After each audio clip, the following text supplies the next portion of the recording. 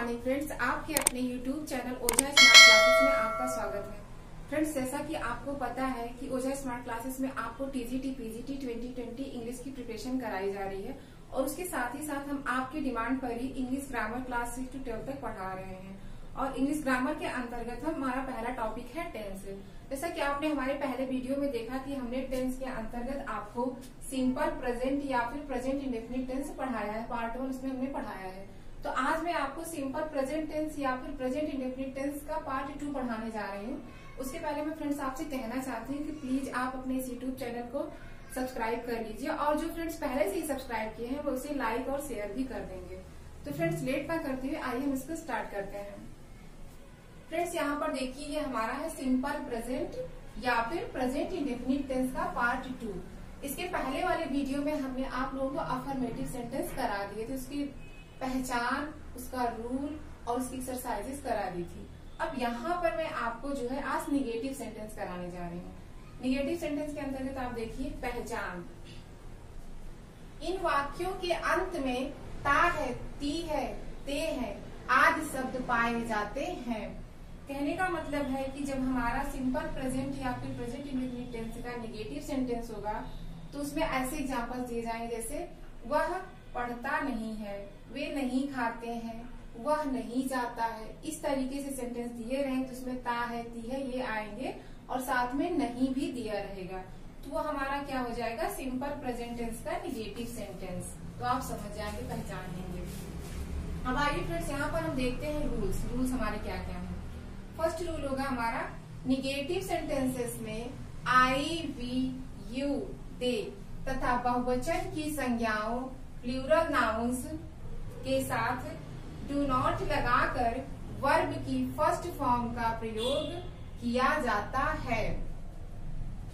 Second rule हमारा होगा ही, सी, it तथा एक वचन की संज्ञाओं सिमिलर नाउन्स के साथ डज नॉट लगाकर वर्ब की फर्स्ट फॉर्म का प्रयोग किया जाता है।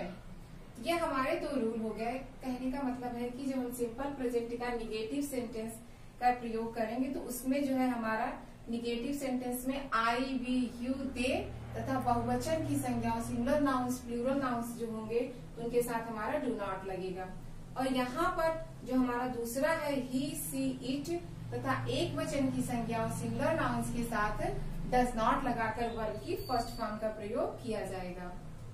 फ्रेंड्स, यहाँ पर हमने नोट में कुछ इंपॉर्टेंट बातें लिखी है, उसको आप नोट डाउन कर लीजिएगा। ये निगेटिव का ही एक ग्रुप है लेकिन इसमें थोड़ा सा अलग नियम है। अगर वाक्य में कभी नहीं हो तो वर्ब से पहले नेवर लगाते हैं और डू या डज नहीं लगाते हैं। कहने का मतलब यहाँ पर ये बताया जा रहा है कि जैसे सेंटेंस दिया गया वह कभी नहीं पढ़ता है तो यहाँ पर कभी नहीं के लिए आप डू नॉट या फिर डज नॉट का यूज नहीं करेंगे। कभी नहीं के लिए एक हमारा वर्ड यूज करेंगे नेवर। नेवर का यूज किया जाएगा। आगे मैं आपको एक्सरसाइज कराऊंगी, एग्जाम्पल जैसे कराऊंगी उसमें मैं बताऊंगी कि कहाँ पर और कैसे यूज किया जाता है। तो आइए फ्रेंड्स, इसके कुछ एग्जाम्पल्स हम देखते हैं। मैं अपना पाठ याद नहीं करता हूँ। यहाँ पर देखिए हमारा सब्जेक्ट हो जाएगा मैं के लिए इंग्लिश में क्या वर्ड यूज करते हैं, आई हो गया। अब आई के साथ हमारा क्या लगता है, यहाँ पर देखिए फ्रेंड्स आई के साथ हमारा क्या लगता है, ये प्लूरल नाउन्स है, यहाँ पर डू नॉट लगता है। ठीक है, तो हमारा यहाँ पर देखिए सब्जेक्ट हमारा हो गया आई, तो आई के साथ हमारा क्या लगेगा, डू नॉट। आई के साथ हमारा डू नॉट लगेगा। इसके बाद हमारा सब्जेक्ट क्या हो जा रहा है, मेन वर्ब याद नहीं करता हूँ। तो नहीं के लिए तो पहले से ही नॉट यूज हो गया है। याद करता हूँ बचा, तो याद करने के लिए इंग्लिश में क्या वर्ड यूज करते हैं, लर्न। ठीक है, तो आई डू नॉट लर्न। अब क्या बच रहा है इसमें, अपना पाठ। अपना के लिए क्या यूज करेंगे, यहाँ पर हमारा सब्जेक्ट है आई। आई के लिए, अपने के लिए इंग्लिश में जो वर्ड यूज किया जाता है वो होता है माई। हम यहाँ पर यूज करेंगे माई। और पाठ को इंग्लिश में क्या बोलते हैं, लेसन। तो यहाँ पर हो जाएगा लेसन। इस प्रकार हमारा सेंटेंस बनेगा I do not learn my lesson. Next example देखिए, वे हॉकी नहीं खेलते हैं। ये हमारा सेंटेंस है। अब इसको जो हम ट्रांसलेट करेंगे तो इसमें हमारा जो सब्जेक्ट है वो क्या है? दे। दे हमारा सब्जेक्ट, दे इंग्लिश में, हिंदी में तो लिखा हुआ है वे, पर इसको इंग्लिश में बोलते हैं दे। ठीक है, ये हमारा सब्जेक्ट हो गया दे। अब आप लोग को जो रूल लिखा है उसमें आप लोग देख लीजिएगा। दे के साथ हमारा क्या लगता है? डू, तो वहां पे हम लगा देंगे डू। और ये सेंटेंस हमारा निगेटिव में है नहीं, तो नहीं के लिए क्या यूज करेंगे? नॉट। तो यहाँ पर सेंटेंस हो गया दे डू नॉट। अब खेलते हैं, खेलते हैं के लिए इंग्लिश में क्या वर्ड यूज करते हैं हम? प्ले। तो यहाँ पर प्ले हो जाएगा। और क्या? हॉकी। तो हॉकी को इंग्लिश में ये उसकी स्पेलिंग होती है HOCKEY, हॉकी, ये लिख देंगे। तो इस प्रकार हमारा ये सेंटेंस दिया गया है, वे हॉकी नहीं खेलते हैं। जब इसको हम ट्रांसलेट करेंगे तो हमारा सेंटेंस बनेगा they do not play hockey. Next sentence देखिए, वह एक पत्र नहीं लिखता है। अब यहाँ पर देखिए फ्रेंड्स, हमारा सब्जेक्ट यानी कि कर्ता जो है वह है वह। तो इसको इंग्लिश में क्या बोलते हैं? इसको इंग्लिश में बोलते हैं ही हो गया। जैसा कि हमने आपको रूल लिखाया था कि ही, सी, इट तथा एक वचन के साथ डज नॉट का यूज होता है, तो ठीक उसी प्रकार यहाँ पर ही हमारा सब्जेक्ट है, इसके साथ हम डज नॉट यूज करेंगे। तो ही डज नॉट। अब यहाँ पर हमारा जो मेन वर्ब है वो है लिखता है। लिखता है को इंग्लिश में क्या बोलते हैं? राइट।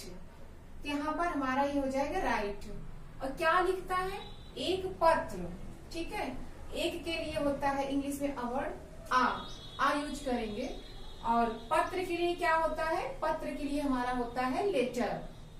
तो इस प्रकार जो हमारा सेंटेंस दिया गया है, वह एक पत्र नहीं लिखता है, तो इसको जो हम इंग्लिश में ट्रांसलेट करेंगे तो हमारा जो अनुवाद बनेगा, जो ट्रांसलेशन बनेगा वह होगा ही does not write a letter. Friends next sentence देखिए, सीता एक मधुर गाना नहीं गाती है। यहाँ पर ये सेंटेंस हमारा दिया गया है। तो सीता हमारा यहाँ पर क्या हो रहा है? सब्जेक्ट। कर्ता हमारा क्या है? कर्ता हमारा यहाँ पर सीता है। तो सीता को तो इंग्लिश में बस वही सीता उनकी स्पेलिंग लिख देंगे। ठीक है, अब ये एक वचन का हमारा कर्ता है, तो अकॉर्डिंग टू रूल यहाँ पर एक वचन कर्ता के साथ डज नॉट का यूज हम करेंगे। यहाँ पर डज नॉट लगा देंगे। ठीक है, अब गाती है। गाती है को इंग्लिश में क्या बोलते हैं? गाती है को बोलते हैं सिंग। सिंग हो जाएगा। और क्या गाती है? एक मधुर गाना। एक मधुर गाना के लिए इंग्लिश में जो वर्ड यूज करेंगे वो होगा अ स्वीट सॉन्ग। ठीक है, तो इस प्रकार हमारा जो सेंटेंस दिया गया है, सीता एक मधुर गाना नहीं गाती है, उसका जब हम ट्रांसलेट करेंगे तो हमारा जो सेंटेंस बनेगा वो इस प्रकार से होगा Sita does not sing a sweet song. ठीक है फ्रेंड्स, आइए दूसरा सेंटेंस हम लोग देखते हैं। तुम स्कूल नहीं जाते हो। यहाँ पर भी अब देखिए हमारा जो कर्ता है यानी कि सब्जेक्ट है वो तुम है। तुम है तो फिर इसके लिए हमारा ये भी जो कर्ता है ये बहुवचन वाला है, और जहाँ पे कर्ता बहुवचन का होता है तो वहां पर उसके साथ हम यूज करते हैं डू नॉट, जैसा कि मैंने रूल में लिखाया हुआ है। सब्जेक्ट हमारा हो गया यू के साथ हम यूज करेंगे डू नॉट। ओके, अब यहाँ पर मेन वर्ब जो है वो है जाते हो। तो जाते हो को इंग्लिश में क्या बोलते हैं? गो। यहाँ पर गो यूज कर देंगे। और अगर कहीं पर जाया जाता है तो वहां पर जाने के लिए एक वर्ड यूज किया जाता है टू, तो टू लगा देंगे। गो के बाद टू लगा दिया। अब कहाँ पर जाने की बात हो रही? स्कूल, तो स्कूल को इंग्लिश में ये स्कूल यहाँ पर हमने लिख दिया। ठीक है, तो जैसे कि यहाँ पर ये सेंटेंस दिया गया है तुम स्कूल नहीं जाते हो, तो जब इसको हम इंग्लिश में ट्रांसलेट करेंगे तो हमारा जो सेंटेंस बनेगा वो होगा you do not go to school. आइए फ्रेंड्स नेक्स्ट सेंटेंस देखते हैं। हम अपनी किताबें नहीं पढ़ते हैं। ठीक है, अब यहाँ पर भी हमारा जो कर्ता है, जो सब्जेक्ट है वो है हम। ये भी हमारा बहुवचन यानी कि प्लूरल नाउन का सब्जेक्ट है, और प्लूरल नाउन का सब्जेक्ट है तो इतना क्लियर हो ही जा रहा है कि यहाँ पर हम इसके साथ डू नॉट का यूज करेंगे। तो हमको इंग्लिश में बोलते हैं वी लगा दिया सिंपल, और इसके साथ जो लगेगा हमारा हेल्पिंग वर्ब डू, और इसके बाद नहीं के लिए तो नॉट हम लगाते हैं, तो हो जाएगा हमारा वी डू नॉट। अब यहाँ पर बच क्या रहा है? पढ़ते हैं। तो पढ़ते हैं तो इंग्लिश में क्या बोलते हैं? रीड। यहाँ पर रीड लगा दिया। अब क्या? अपनी किताबें। यहाँ पर जो हमारा सब्जेक्ट है वी मतलब हम, तो हम के लिए जब यहाँ हम के साथ जो हमारा अपनी आई है तो अपनी के लिए हम क्या वर्ड यूज करेंगे? आवर। यहाँ पर हमने आवर यूज कर दिया है। ठीक है, और किताबें किताबें को मतलब प्लूरल में है, कई सारी किताबें हैं, तो उसके लिए एक वर्ड यूज करेंगे बुक्स। तो सेंटेंस हमारा बनेगा हम अपनी किताबें नहीं पढ़ते हैं के लिए we do not read our books. हाँ फ्रेंड्स, अब जो हमारा अगला सेंटेंस है, जैसा कि हमने आपको जब रूल अभी लिखवाया है इसी वीडियो में, तो उसमें बताया इंपॉर्टेंट करके बताया है, उसको आपने लिखा भी होगा। ये देखिए यहाँ पर वो रूल आ गया हमारा, वह कभी झूठ नहीं बोलता है। ठीक है, ऐसे हमारा ये सेंटेंस दिया गया है। इसके लिए हमने आपको एक अलग रूल लिखाया है कि ऐसे अगर सेंटेंस आते हैं तो वहां पर डू या फिर डज का यूज नहीं किया जाता है। उसके लिए एक अलग वर्ड यूज बना है, उसी का यूज हम लोग करते हैं। कभी नहीं के लिए जो वर्ड यूज किया जाता है वो है हमारा नेवर। नेवर का यूज किया जाता है। इस सेंटेंस को अच्छे से आप लोग समझ लीजिएगा और माइंड में रख लीजिएगा कि इसको ऐसे हम ट्रांसलेट करेंगे। तो यहाँ पर देखिए हमारा जो सब्जेक्ट है वह है वह। ठीक है, ये हमारा सब्जेक्ट हो गया वह। वह को इंग्लिश में बोलते हैं ही, तो हमने ही लगा दिया।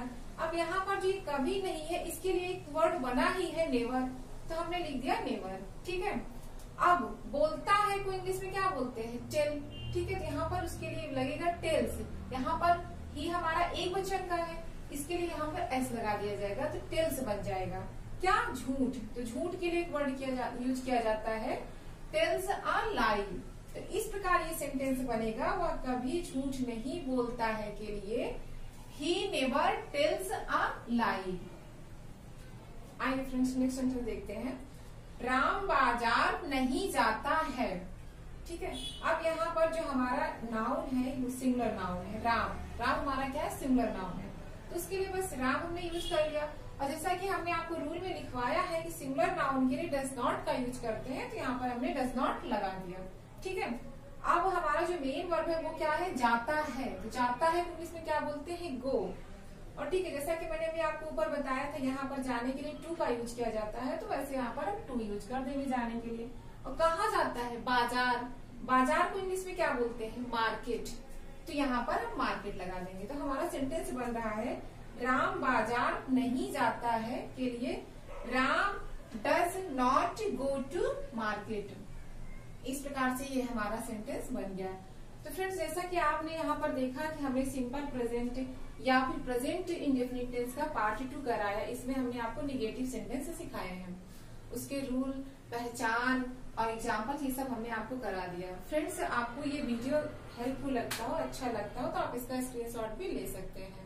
फ्रेंड्स, हम आपको अपने नेक्स्ट वीडियो में सिंपल प्रेजेंट या फिर प्रेजेंट इंडेफिनिट टेंस का ही पार्ट 3 कराएंगे, इंट्रोगेटिव सेंटेंस कराएंगे। उसको बहुत ही अच्छे से आपको हम सिखाएंगे किस प्रकार के होते हैं, कैसे उसको यूज किया जाता है। तो थैंक यू फ्रेंड्स।